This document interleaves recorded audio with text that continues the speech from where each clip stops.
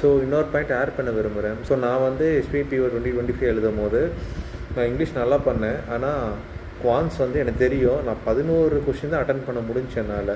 ரொம்ப ரொம்ப ரொம்ப கம்மி. நான் பயங்கரமாக பிரேக் ஆகிட்டேன் அந்த பாயிண்டில்.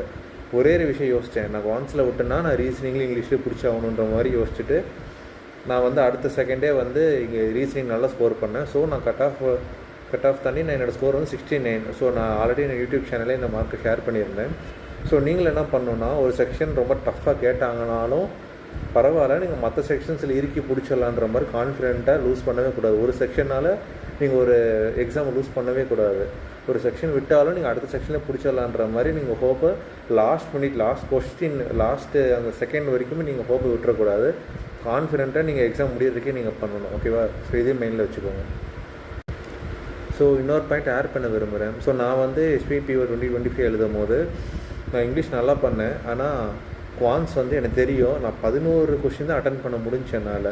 ரொம்ப ரொம்ப ரொம்ப கம்மி. நான் பயங்கரமாக பிரேக் ஆகிட்டேன் அந்த பாயிண்டில்.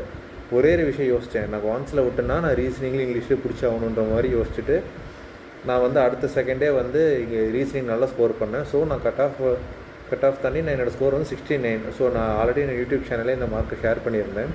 ஸோ நீங்களும் என்ன பண்ணணுன்னா, ஒரு செக்ஷன் ரொம்ப டஃப்பாக கேட்டாங்கனாலும் பரவாயில்ல, நீங்கள் மற்ற செக்ஷன்ஸில் இறுக்கி பிடிச்சிடலான்ற மாதிரி கான்ஃபிடென்ட்டாக லூஸ் பண்ணவே கூடாது. ஒரு செக்ஷனால் நீங்கள் ஒரு எக்ஸாம் லூஸ் பண்ணவே கூடாது. ஒரு செக்ஷன் விட்டாலும் நீங்கள் அடுத்த செக்ஷனில் பிடிச்சிடலான்ற மாதிரி நீங்கள் ஹோப்பை last minute, last question, last அந்த செகண்ட் வரைக்குமே நீங்கள் ஹோப்பை விட்டுறக்கூடாது. கான்ஃபிடென்ட்டாக நீங்கள் எக்ஸாம் முடியறதுக்கே நீங்கள் பண்ணணும். ஓகேவா? ஸோ இதே மைண்டில் வச்சுக்கோங்க.